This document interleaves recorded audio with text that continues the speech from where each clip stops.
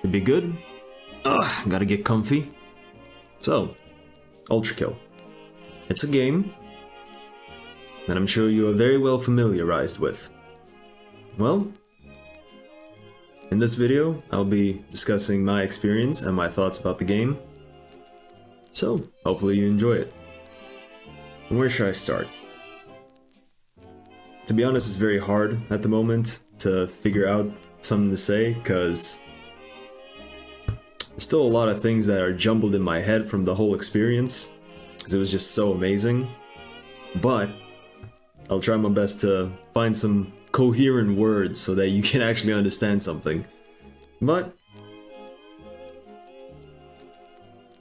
where should I start? Where should I start? Well, first off, even before playing the game, I knew that it was going to be good. I knew that it was going to be good because I saw a lot of clips, I saw a lot of videos about it. I didn't spoil myself too much, but I saw a good chunk of it. But I was like, I'm going to wait until it releases, because apparently it's still in early access. Which is fair enough. It is what it is. Can't really judge that too hard. But one of my viewers from chat really wanted me to play Ultrakill. So I was like, fair enough. Let's give it a shot. Maybe I'll like it. I mean, I already knew I was gonna like it. I didn't know how much I was going to like it. The game is fucking amazing. And one of those things that makes it amazing is the level design. So, there's really not a lot to say about the level design. But what I can definitely say is, it is just chef's kiss. It just feels right. It feels like the level design was a big concern during development, and it was executed very well. It was executed very well. That it makes you change and adapt your fighting style, your gameplay, or whatever the hell you want to call it, to the environments. Which makes every chapter, every act, however you want to say it, it makes it feel fresh. And that usually in modern games is tough to do. Because whenever you get in a role, it's tough to like deviate from it, if you know what I mean. But here, it makes it feel fresh just because every single act, chapter, whatever you want to call it, it switches things up. There's more elevation in one. There are gaps. There are falling platforms. There are moving platforms. There are little platforms. There are breakable platforms. There's all these type of things that really makes every single chapter be unique and feel unique gameplay-wise. And of course, there are also a lot of secrets added to the level, like the cancerous rat and his bigger brother, the druid knight, or my personal favorite, soap. Anyways, that's kind of weird. Let's move on to the special levels, because believe it or not, every single level of hell that you descend has a special level. And when I first got into these, that was the point where I understood the development process. Just have fun making this game. Wow, who would have guessed it? Having fun actually makes a good game. Having fun with the development of the game actually makes it better. Who would have fucking known? Well, I guess not a lot of devs know this, but personally, at least for me, while I played through all of the special levels, there were so many instances where it was just a feel-good moment and a fun moment playing through them, just because they were a nice break from the continuous action. They were something different. They were a fresh take, and you could tell that you could feel the fun that the developers were having during development. You could legitimately feel it while playing those levels. Like the the puzzles, the scary game sections, the light novel sections, the Crash Bandicoot, which is very frustrating. It's because the physics are recreated so well. And of course, the fishing. But what can I say? But when I played through the secret levels, I definitely felt that, okay, this game has potential of being one of the best games that I've ever played. So I continued through every level. And how can we talk about levels without talking about the enemies? Now, this is another example. I keep saying the same thing. Another example, another example. I really need to be more creative with this shit. But fair enough. Anyways, the enemies. Another great example of a well-designed aspect of the game. I said the exact same thing again. Fair enough, whatever. Continuing on. Now, considering the level design, the enemies are another huge factor. Absolute huge factor to make the game feel unique and different in every single chapter, act, whatever you want to call it. And the way they are made, they're not made just because, oh, we're gonna show this and then we're just gonna bombard you. No, they slowly introduce you to all sorts of different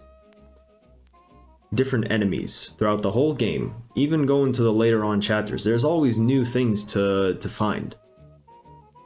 And at the end of an act, you get to experience a full concoction of the enemy variety in levels, which that brings another fun aspect to it, because you've been playing against these enemies for so long and they've been in few and far combos. Like you have Maurice and you have Filths, you have I don't know,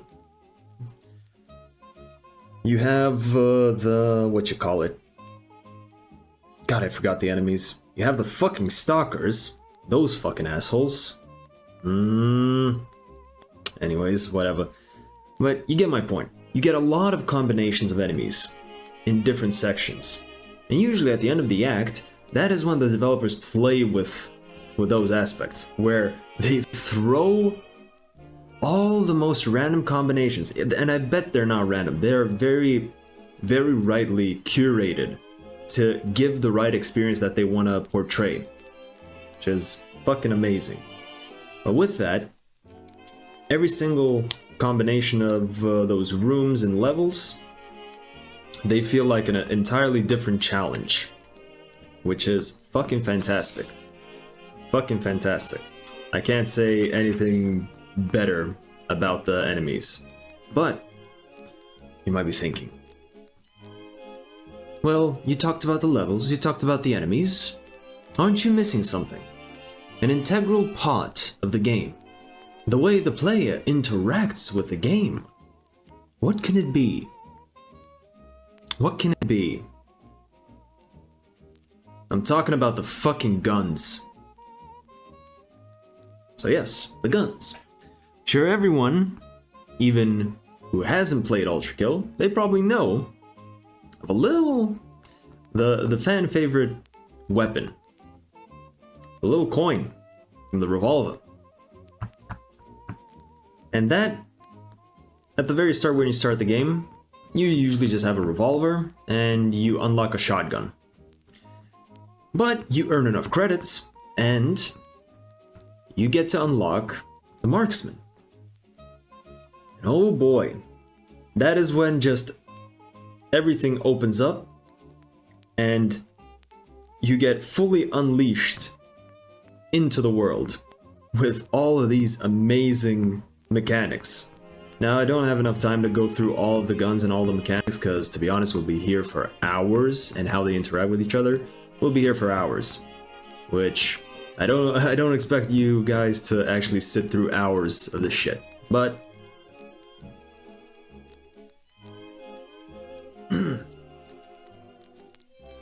the main thing that I can say is the combination of the level design, the enemies, the weapons truly make for the most chaotic, balanced, absolutely bombastic combination that I have ever personally played. And that just, with every single aspect of this game has just been climbing my top game list over and over.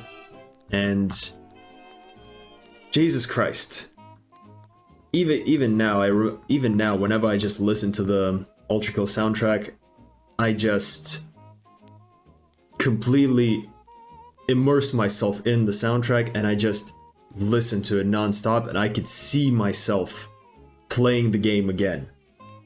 Which, don't get me wrong, happens, but it's very rare for a game to do that to me. But when it does, I know that that shit's special. I know that that's I can't even speak. I know that that shit is special. But there's one thing I forgot to mention. The music. Have you listened to it yet? Why the fuck not? Go listen to it. It fucking slaps. No questions. Go. But yes, considering all of those, it's just a perfect concoction for the combat. And with that, we need to talk about the difficulty. Because the difficulty is another big thing for Ultrakill. And yes, there are easy, medium, hard, and all the rest difficulty selections. And there, from what I understand, when the developers release Act 3, there will be even more difficulty options. So you can do whatever you want with that. You can do whatever you want, but personally for me, I beat the game on normal difficulty. Boo boo, whatever, I don't care. I beat the game that way, I fully enjoyed it, it was fucking amazing. Now, a little bit of transparency here. This is about the fucking 8th time I try to record this shit. I had a graph ready, I had everything ready. It was just not going well, so I'm hoping that this one is at least gonna go well. So, let's talk about the difficulty. Now, if I do my job correctly, there should be a graph somewhere here. And this will be my little example that I'm going to show. Fuck! I dropped my coin. No. Yeah, this is gonna be a little example of what I'm going to show. So, because the graph is gonna very well encapsulate what I want to say about the difficulty and how it feels while you're playing. At least that's the way I felt it. So maybe you'll have a good idea of how the difficulty actually scales in the game, at least by feel. So, anyways, as you can see at the start, it goes fairly smoothly. It's just a nice little stair step. And at the end of every chapter, which is like a layer in hell, you could call it that. At the end of every layer in hell, there is always a skill check. Now the first skill check is V2. And it was fucking fun. It was fucking amazing. And it would have been more amazing if I hadn't killed myself with the fucking shotgun grenade launcher. But we can just move past that, alright? Just move past that. We don't gotta worry about that. Don't you worry, boy. We don't gotta worry about that. Anyways, moving on. And the game steadily progresses step by step throughout the whole game. It just steadily progresses with every stair step. And it goes the same way to the very end of Act 2, which is fair enough. It's perfectly fine. Usually games also always have these kind of stair step maneuvers. Like take for example Dark Souls or any FromSoft game. They always have those kind of stair stepping moments with skill checks. And with those skill checks, your player level, your skill level in the game actually progresses with those stair steps. Which is all well and good. And you complete the game that way and you feel super satisfied. Now, more transparency. I did not intend to go for the P ranks. I really did not. But with some devious bargaining. Not really bargaining, but just very, very easy convincing. My viewers actually got me to try at least the P ranks. And I said, why not? We got some time because we finished that Act 2 fairly quickly. So we got some time. Why not? Let's try the P ranks. And oh boy, that was my first fucking mistake. Now, let me be real with you. The way the difficulty scales changes, as you see here. Now you might think, bullshit. The fuck is that? What the fuck is that? That's bullshit. There's no way it's like that. Well, I'm here to tell you that it is. Fortunately, it is. So, with the P ranks, at least this is what I've experienced, by you playing the stair-step game of the difficulty curve, your skill gets increased very rapidly. And to P rank older missions, they become super easy. But then, what I didn't expect is that during those earlier missions, they have to P rank, because you have to P rank everything. You have to P rank everything to get the secret boss encounters. So, started going through them. I was like, it's gonna be alright, it's not gonna be too much of an issue, it's gonna be perfectly fine. I don't gotta worry about anything. And yeah, I didn't. It was perfectly fine. Nothing too hard. It was fairly easy, to be honest, at the very start. So, the one feeling that I got from it is that you start feeling like an absolute killing machine. You're busting through every single level, every single boss that you remember you struggled through. And you are just annihilating everything. Doing it in record times compared to what you previously did. Getting highest scores compared to what you previously did. And getting every single kill. And you're just not stopping. The neurons are firing. And you just get hooked. And that's the mistake that I noticed, is that when I noticed that I got hooked, I was like, okay, we're gonna be here a while. We're gonna be here a while. So I just continued. Now, I fully completed the Act 1 P rank. And as you might see in the graph, you see, it's no longer a stair step. Because the skill checks that were there before, you already have the skill to beat them. There's not much of an issue there. You already have the skill to beat them, so why would you be worried about that? Well, you see, there is a thing. At the end of every Act UP rank, there is a secret boss that unlocks. And, as you can see in the graph, see that right there? That little whoop? That first little whoop? Oh boy. That, my friends, is Minos Prime. The first boss you unlock for P ranking Act 1. The boss that you unlock for P ranking Act 1. And oh my fucking god. Minos Prime, specifically, was fucking amazing. It was hard as shit, because that boss was a massive skill check, at least for me. I don't know how it was for you guys, but at least for me, it was a massive skill check. But I very much enjoyed it. I very much enjoyed it. Even to this day, Minos Prime is still the best boss, for me personally.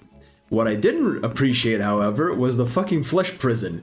Oh god almighty, have I struggled with the fucking flesh prison. Anyway, no more PTSD here in this house. So, I finally completed P1. Finally completed Minos Prime, level P1. So, what's left? Act 2. Time to P rank the whole of Act 2. Alright, pretty good. We're going pretty well, you see? You see, even the difficulty goes a bit like whoop, it goes a little bit down. It goes a little bit down and it curves. That's totally fine. But you might see in the back over there, in the back of the graph, you might see some very fucking annoying there. And I gotta say, like, P ranking Act 2 was kind of similar to P ranking Act 1, but you definitely do struggle a lot more. And then all the levels feel like a skill check. Until the very end.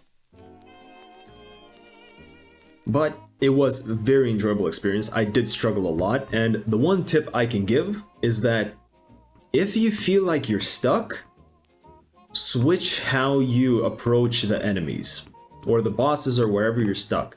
Switch out what weapons you're using. Do some alternate weapons. Because personally, if I may tell a little secret, I've been, throughout a lot of my playthrough, I was just completely stuck on using the screwdriver, the green rail cannon.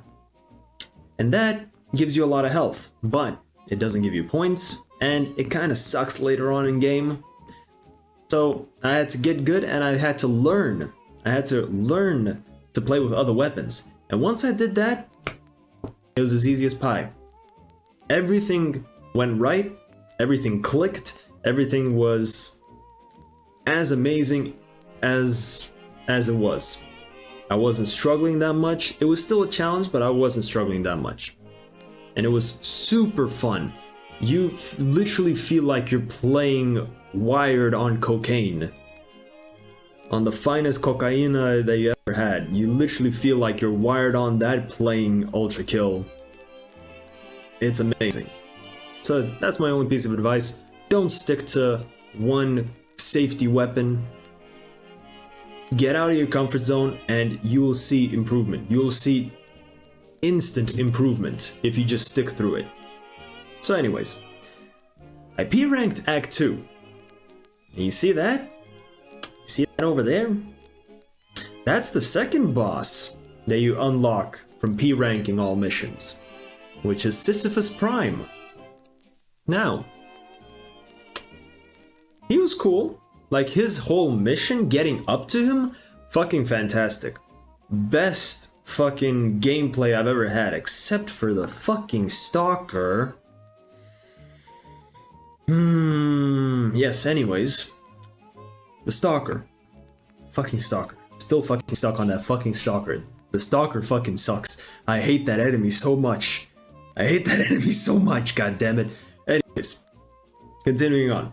You get to Sisyphus Prime. There is the Flesh Person again. The Flesh Panopticon. Wow. Time to suffer again. And you start playing it. And you're like, whoa. This Flesh Person is tough. But then, Sisyphus wakes up. And oh boy, I really hope he did not wake up. Because, I'm gonna be real. I'm gonna be very real. I did not enjoy Sisyphus. That was the only Ultrakill boss that I did not enjoy, because, I don't know. He just felt weird for some reason. He was a skill check. He was very difficult. It was very difficult. But I'm still glad that I finished it. I enjoyed the journey.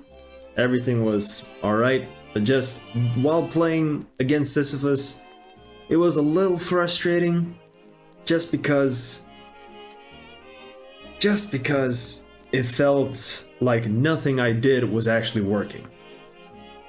And it felt like I couldn't see his movements, and he felt a little bit random. But that might just be me, so don't take it from me. Try it out for yourself if you get to him, and you'll see for yourself how is it. I might just be the only one who's saying like, oh, it felt bad or whatever. So be it.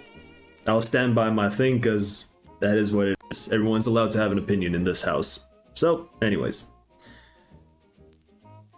And that pretty much concludes the difficulty. Make sure you remember this lesson with this graph, because it will be on the test next week. Alright? I'll hold you accountable. Don't you dare skip out on it. Continuing on.